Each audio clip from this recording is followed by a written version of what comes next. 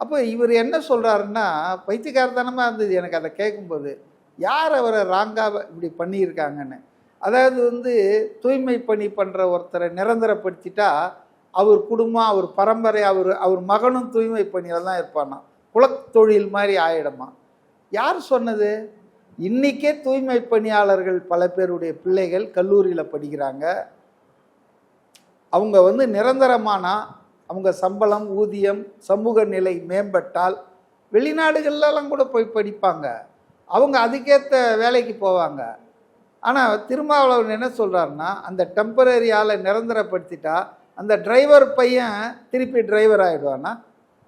எனக்கு ஒன்றும் புரியல. இதில் என்ன லாஜிக் இருக்குது? ஆக மொத்தம் மு.க. ஸ்டாலின் ஆட்சியாளருடைய குறைகளை வெளியே சொல்லக்கூடாது. ஸோ விஜய் அப்படிலாம் இல்லை. விஜய் அதை ஆதரித்தார். அவங்க கட்சியினர் போய் அங்கே ஆதரவு தெரிவித்தாங்க.